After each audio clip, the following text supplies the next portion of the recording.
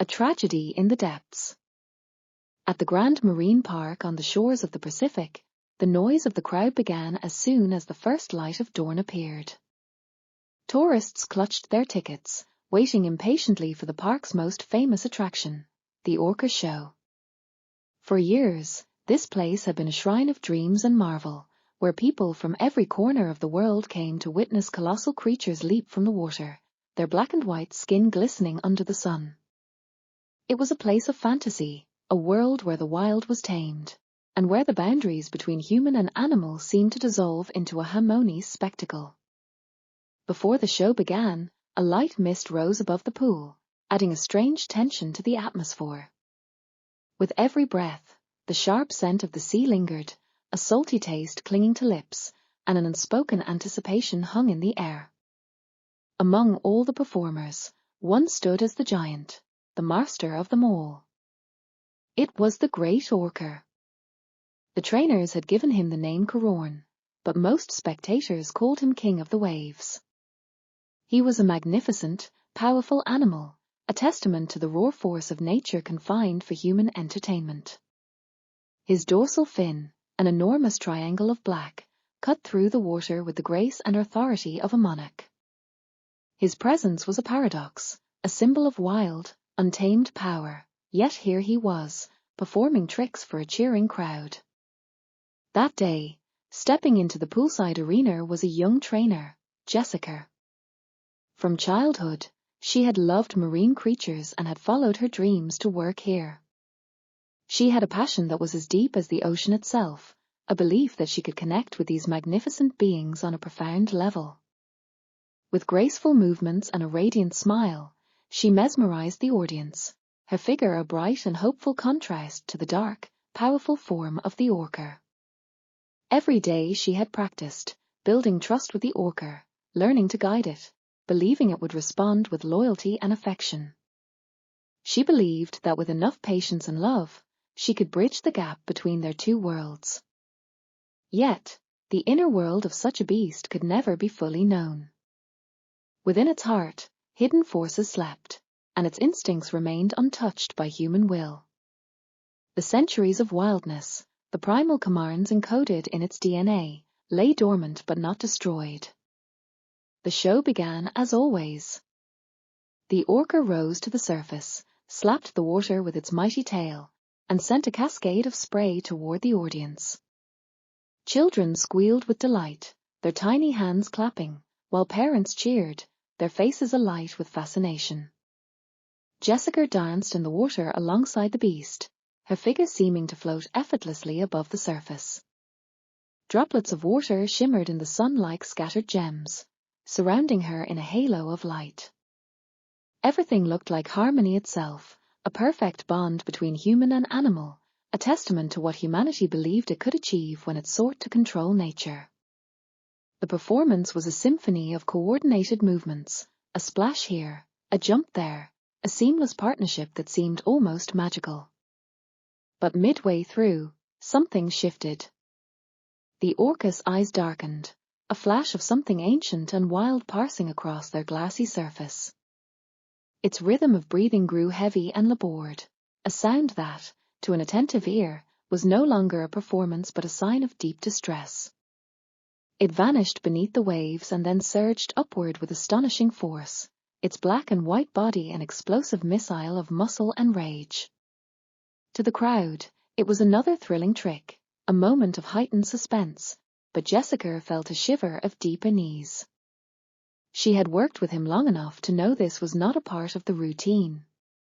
The familiar energy of a performance had been replaced by something erratic and unpredictable.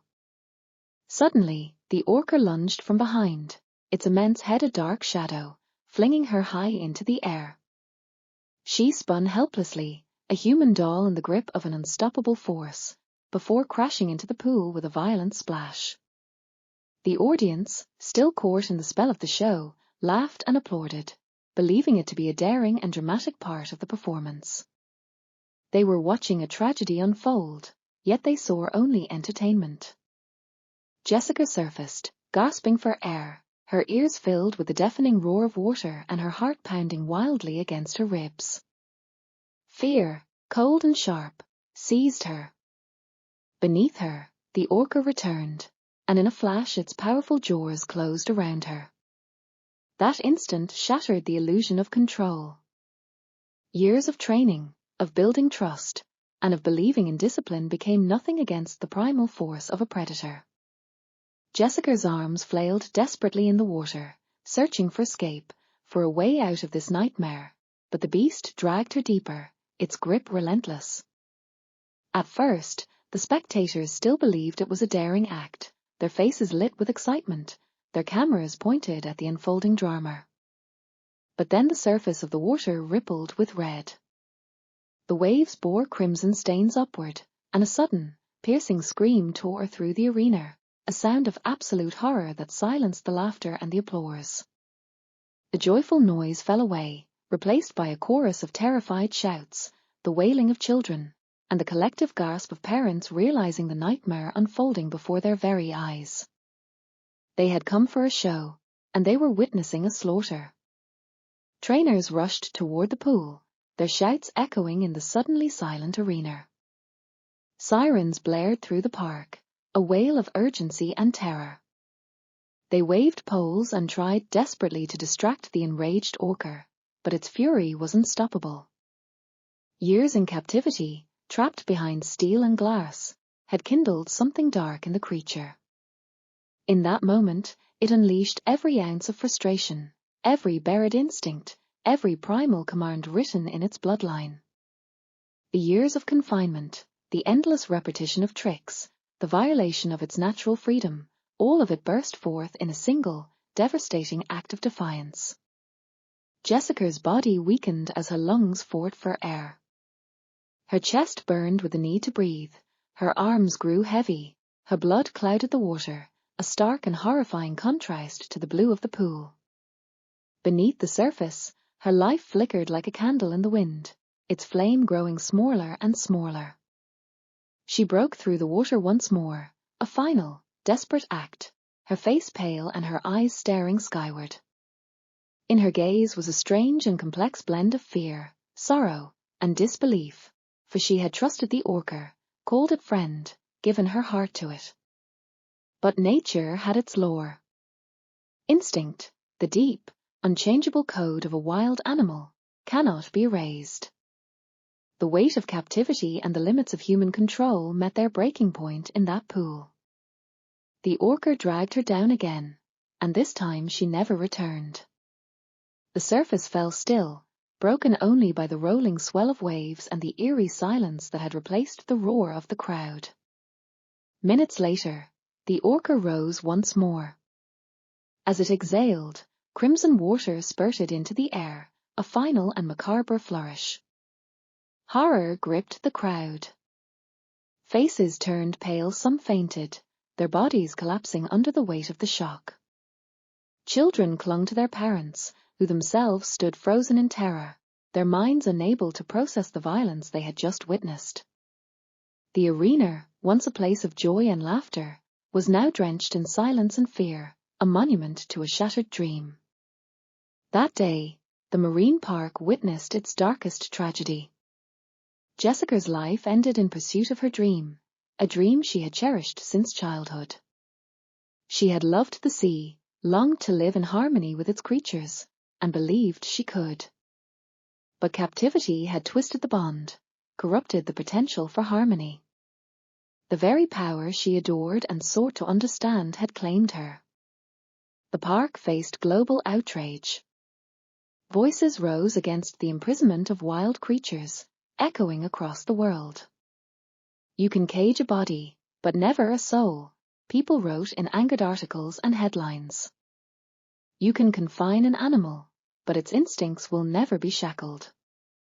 Jessica's name became a symbol, not just of a young woman's lost dream, but of the dangerous price humanity pays when it ignores the fundamental boundaries of nature. Her story became a cautionary tale, a lesson in the arrogance of human ambition. Years passed, but those who were there never forgot.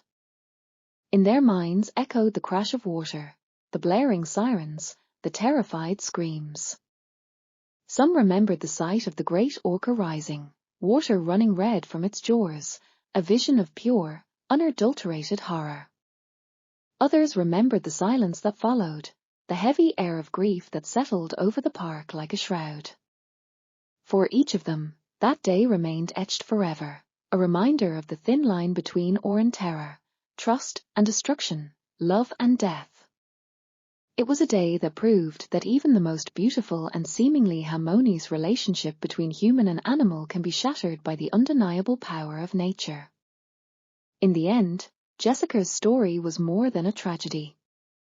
It was a reflection of humankind's yearning to master nature, and the punishment that follows when we forget that nature cannot, and will not, be mastered. The orca, once a symbol of the park's success and human dominance, became a stark reminder of the wild heart that can never be truly broken.